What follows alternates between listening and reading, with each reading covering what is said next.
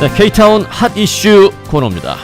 이번 주 뉴스를 통해서 몇 번 전해드렸습니다만은 LA 한인회와 가주 아태 정치력 신장 연합 케이스가 함께한 유권자 워크숍이 어제 열렸습니다. 이 자리에서는 주민 발의안에 대한 설명도 있었는데요. 오늘 K타운 핫 이슈 이 시간에는 주요 발의안 내용을 짚어보겠습니다. 먼저 말씀드리겠습니다만은 이 발의안 내용은 사실 좀 많이 어렵습니다.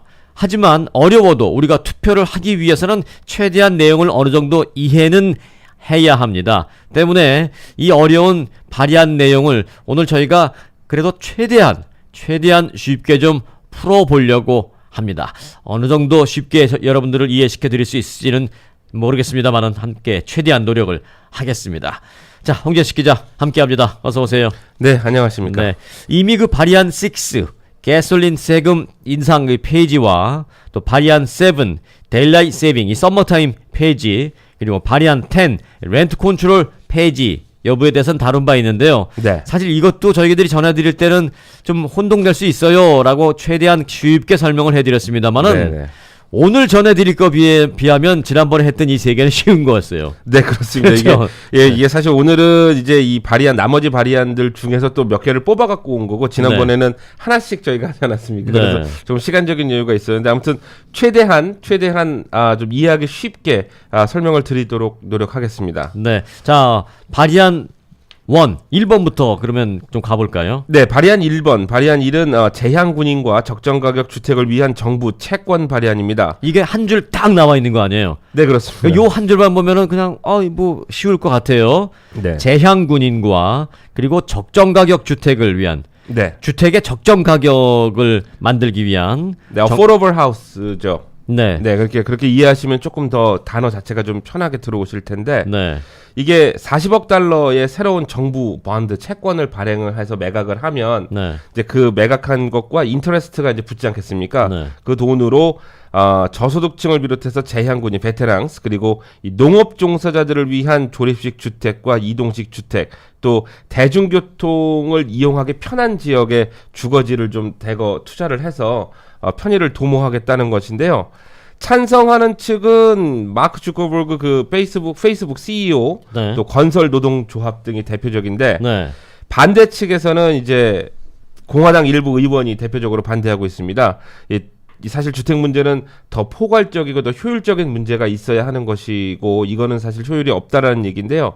공화당이 갖고 있는 노선은 로컬 정부들이 조금 작아지고 세율도 조금 낮아지는 거를 바라고 있는 것으로 설명이 들었습니다. 네. 근데 특히 발의안 1, 이 발의안 찬성 쪽에는 건설 노동조합이 있지 않습니까? 찬성 쪽에. 네, 찬성 쪽에. 당연히 뭐 일자리들이 좀 많아지고 일거리들이 좀 많아지는 거에서 아마 환영하는 것으로 보입니다. 네. 마크 저커버그 페이스북 CEO가 왜 찬성하는지는 뭐 잘 모르겠습니다만은 이게 그러니까 일반 시민들에게 해당되는 건 그닥 크지는 않을 것 같아요. 네. 조립식 주택, 네. 이동식 주택, 또 대중교통 중심 지역 주택을 위해 사용한다. 그리고 이제 제향군인, 뭐 한인들 분 가운데서도 미군에 다녀오신 분들 뭐 많이 계시고 하기 때문에 해당이 되실 수도 있겠는데 조금 애매한 부분이 없지 않네요. 네. 40억 달러 규모의 주정부 채권을 발행하겠다. 라는 것입니다. 네, 발의안 1번. 새로운 채권입니다. 네, 새로 발행하는 네, 거죠. 새로 발행하는 겁니다. 신규 채권 발행. 네. 이게 발의안 1번입니다. 이제 그 채권을 발행한다라는 것은 40억 달러 규모의 주정부 채권을 발행하면 일반인들이 주정부를 믿고 그 채권을 사는 거잖아요. 네. 그러니까 주정부가 이제 돈이 걷어들여지는 거죠. 네. 그걸 갖고 하겠다는 얘기죠. 네, 실질적으로 정부 채권들은 상대적으로 그 안전하다고. 수익률은 많이 없지만 네. 굉장히 안전한 것으로 알려져 있습니다. 근데 사실 이제 앞으로 말씀드릴 발의안들이 대부분 다 정부 채권 발행이거든요. 네. 그래서 공화당 측에서는 이렇게 계속 늘어나고 이 발의안들마다 채권을 계속 사용해서 자금을 모은다, 이게 관행처럼 되면 결국은 세금이 올라가고 주정부 재정도 악화될 것이다라고 우려를 나타내고 있습니다. 저는 발의안 1번 딱 말 들었을 때 그 생각 벌써 들었는데 네. 앞으로 홍재식 기자 얘기를 들으면 들을수록 더 그 생각이 들게 된다고요? 네, 그런데 일단 지금으로서는 네. 현재 세금을 내고 있는 우리 주민들의 부담이 늘지는 않습니다. 네. 왜냐면 뭐 채권 사는 사람 자기가 알아서 하는 거니까. 네, 그렇습니다. 네. 네. 발의안 2번은요, 그러면? 네, 이게 좀 복잡한데 가장 간단하게 간단하게 설명을 드리겠습니다. 발의안 2번은 No Place Like Home Act라고 불리는데요. 집만한 곳이 없다. 네, 역시 주거지에 대한 가주 정부 채권 발행이 주요 골자입니다. 이것도 또 채권 발행이에요. 네, 만일 이번 투표에서 발의안 2가 이 발의안 2번이 통과되면 캘리포니아 정부는 최대 1억 4천만 달러의 정신건강 서비스 기금 이미 마련되어 있는 것인데요. 네. 그것을 No Place Like Home Act에 사용할 수 있고 이와 함께 20억 달러 규모의 정부 채권 발행 매각이 가능하게 됩니다. 역시 또 본드 얘기인데요. 네, 앞서 1번은 40억 달러 채권 발행. 네. 지금 2번은 20억 달러 규모의 채권 발행. 네, 이제 사실 이게 뭐 조금 더 배경을 살펴보셔야 되는데 배경을 살펴보면 굉장히 좀 복잡해질 수가 있습니다. 근데 한마디로 설명을 드리면 1억 4천만 달러의 정신건강 서비스 기금이 원래 여기에 쓰려고 조성된 게 아닙니다. 예, 그런데 이제 이 No Place Like Home Act가 갖고 있는 목적이 정신건강 치료나 홈리스들을 위한 것이기 때문에 요것도 같이 이용해서 쓸 수 있는 것이 아니냐라고 해서 올려지는 겁니다. 그래서 지금까지는 이 법정 소송도 있었는데요. 이제 통과가 되면 1억 4천만 달러 규모의 기금, 이미 조성된 기금을 여기에다 추가해서 쓸 수 있게 됩니다. 네.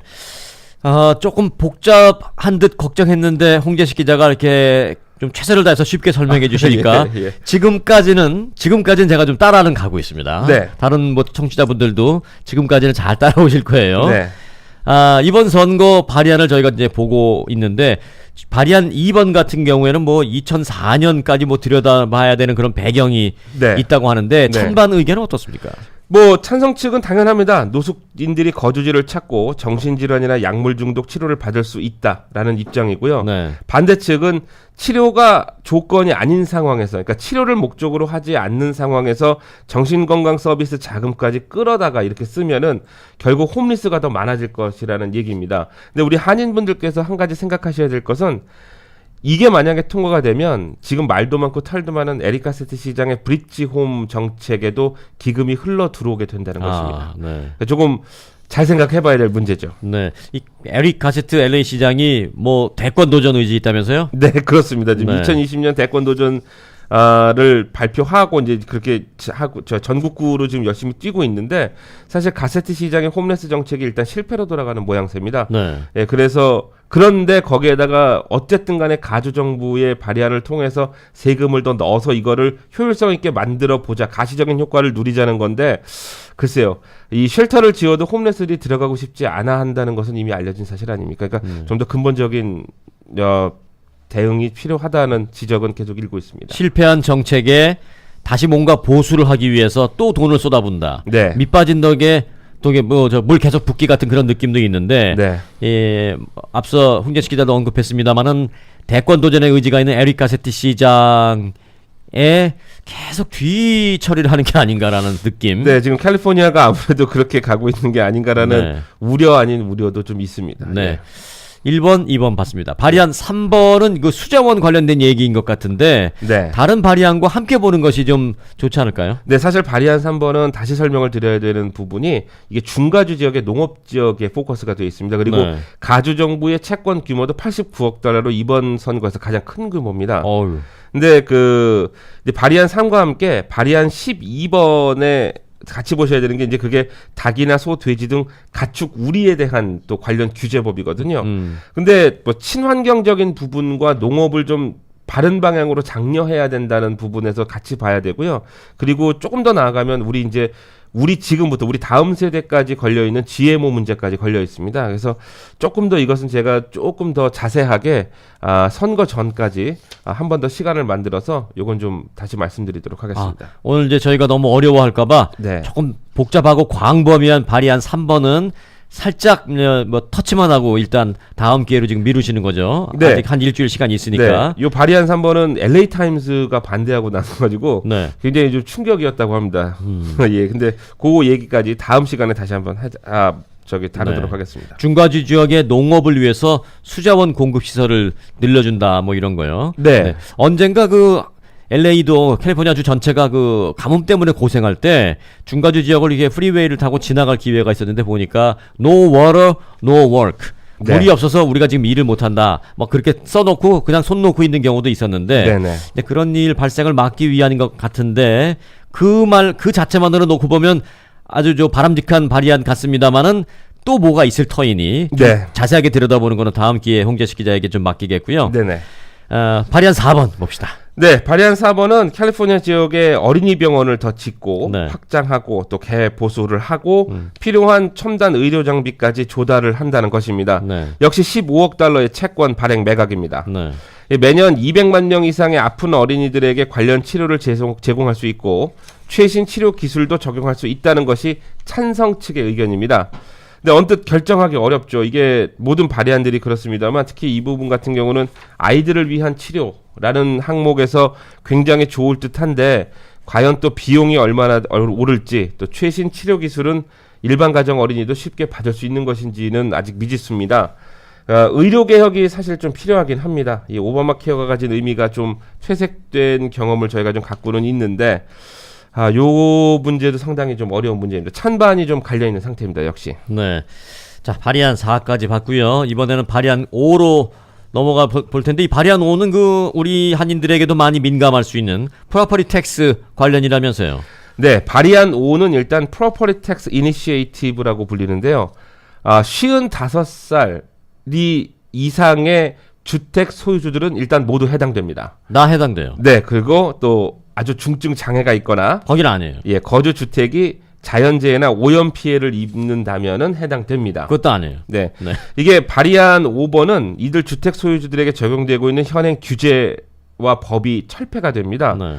지난 1978년에 통과된 발의안 13 때문인데요. 이게 이들 주택 소유주들은 새로 주거용 주택을 구입할 때 지금 사는 집 구매 가격보다 낮아야 하고 특정 카운티 내로의 이전이 제한됩니다.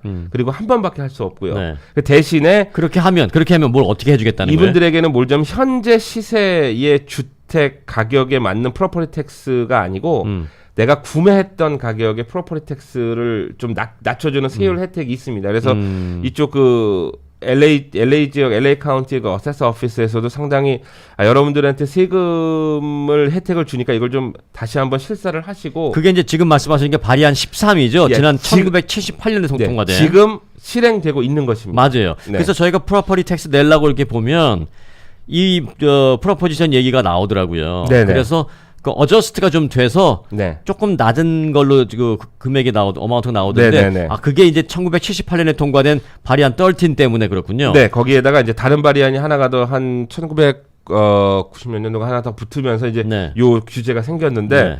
이번에 발의안 5, 이 5번이 이거 발의안 5번입니다. 6 예, 발의안 5번입니다. 죄송합니다. 5번이요? 제가 잘못 썼는데 발의안 네. 5번입니다. 네. 예, 발의안 5번이 통과되면 네. 지금까지 있었던 이 규제들이 모두 철폐가 되고 아.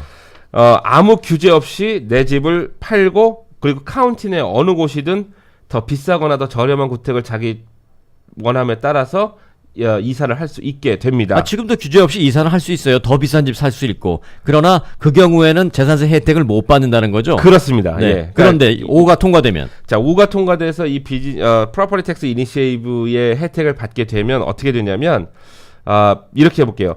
30년 전에 한 50만 달러의 주택을 구입해 사시는 분이 네. 그러면 이 지금까지 이 프로포지션 13에 의해서 우리가 지금 고 50만 달러에 대한 재산세를 내고 계셨지 않습니까?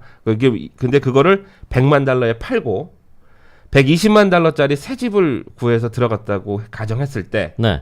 그러면 120만 달러에 대한 프로퍼티 텍스를 내야 되는 거잖아요. 네. 근데 이 발의안 5번은 어떻게 되냐면 50만 달러의 첫 주택을 샀던 그 프로퍼티 텍스 세율과 네. 거기에 100만 달러에 팔고 120만 달러에 샀으니까 20만 달러의 차이가 있지 않습니까? 네. 그 20만 달러에 대한 프로퍼티 텍스를 추가해서 한 25에서 30% 정도의 세금 혜택을 준다는 것입니다. 감면 혜택을. 네. 근데 이게 이제 어떤 분들은 사실 제대로 이 가격을 매기기 위해서 제대로 이제 또 애저스만 하시는 경우도 있고 어떤 분들은 세금이 너무 아깝기 때문에 또 적게 내는 게 좋기 때문에 그대로 가시는 경우도 있거든요. 예, 그래서 설명 측에서도 말씀드렸다시피 25에서 한 30% 정도 네. 더 세금이 낮아질 수 있다. 네. 120만 달러의 경우. 지금 예를 들어주셨는데 사실 이거보다 더 쉽게 예를 드시기는 어려울 거예요. 그럼에도 불구하고 네. 가뜩이나 수학 못했는데 헷갈리거든요. 네. 그런데 이렇게 제가 질문하면 되나요? 여하튼 그 발의안 5가 통과되면 뭐 지금 들어주신 예에서 120만 달러짜리 집을 산 그 사람 그분 그 120만 달러의 재산세보다는 낮아진다. 아, 네, 그렇습니다. 그렇게 보면 돼요. 그렇습니다. 네. 그러니까 베네핏이 있는 거죠. 네, 그렇습니다. 왜냐하면 55살 이상인데 지금 집값들이 뭐 천정부지지 않습니까? 네. 그러니까 30년 전에 집을 사셨을 때 가격하고는 뭐 엄청난 차이가 있고, 네. 그래서 재산세에는 그렇게 혜택을 준다는 그 골자가 바로 발의안 6번입니다. 네. 찬반 의견은요? 네, 찬성 쪽은 이들 홈오너들이 가족들 가까운 곳이나 또 병원 인근 등 원하는 바대로 마음껏 새 집을 장만해 이사 갈 수 있고 거기에 대한 세금 혜택도 받을 수 있다는 것입니다. 근데 물론 캘리포니아 이 리얼터 어소시에이션 이 부동산 업자 협회가 강력하게 지지하고 있습니다. 당연하죠. 예, 거래가 많아지기 때문인데 네. 반대하는 곳은 좀 살펴볼 필요가 있습니다. 주택 위기가 악화될 것이다라고 얘기를 하고 있지만 실제로는 이 반대 측에는 가주 공무원 노조와 교사 협회 등이 참여하고 있습니다. 물론 이 겉으로는 일단 그러니까 예를 들어 새 집을 더 짓고 임대료를 좀 더 낮춰야 되며 첫 홈 바이어에게 주는 혜택이 더 좋아져야 한다는 입장이 있고 이 결국 발의안 5번은 홈리스 문제 해결에도 도움이 안 된다는 얘기인데 이 반대하는 공무원 노조나 교사 협회 등의 이 이유는 이유를 잘 보면은 네. 정부의 세수가 감소하는 게 좀 걱정이 아닌가라는 추측이 나옵니다. 즉 이게 세수가 줄면 정부가 줄어들고 일자리 결국 교사들까지 일자리가 위험해진다는 우려가 바닥에 깔린 것으로 보입니다. 그래서 공무원과 교사들이 내 일자리 다 잘못되지 않을까라고 해서 정부 세수가 줄어들 수 있는 이 발의안 5는 이들은 반대한다. 네. 그런데 이제 본인들 다 집이 있을 텐데. 네, 그렇습니다. 네, 좀 혼동스럽겠습니다. 여하튼 네. 뭐 정말 그 입장에 따라서 뭐 다 다르리라고 생각이 됩니다. 네. 머리가 복잡해지는데 어제 설명에서도 이 많이들 힘들어하셨겠어요? 네, 어제 설명회는 한 30명 정도 한인들이 참석했는데 생각보다 적은 규모였습니다. 네.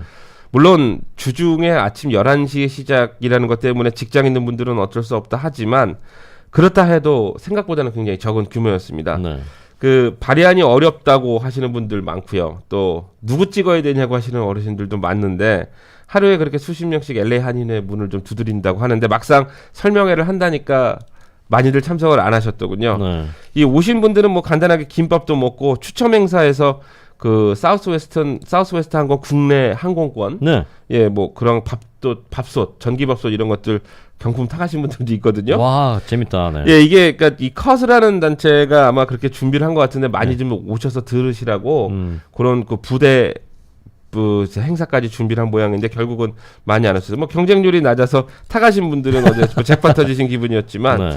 근데 이제 취재하면서 요런 거는 미리 네. 얘기해 주세요. 황재식 기자. 네. 요런 거는 미리 말해 주세요. 내일 또는 오늘 이따가 뭐 이런 행사가 있는데 설명회가 있습니다. 발의안 설명회. 네. 발의안이 좀 어렵게 느껴지실지 모르시지만 거기 가면 이런 선물 추첨 행사 있습니다. 그래 알아야 가죠. 알아야. 아니 실제로 네. 그 이 컷 이 설명회 얘기를 지난번에 발의안으로 해드리고 저희가 리포트도 내보내고 네. 그리고 여기에 있는 신문, 라디오, TV들 다 얘기할 때 네. 이 부분 다 얘기했습니다. 했어요. 했습니다. 네. 내가 그런데 관심이 없어서 그랬나 기억이 안 나네. 예, 다음에는 좀 그 중점적으로 얘기해 주세요. 네, 알겠습니다.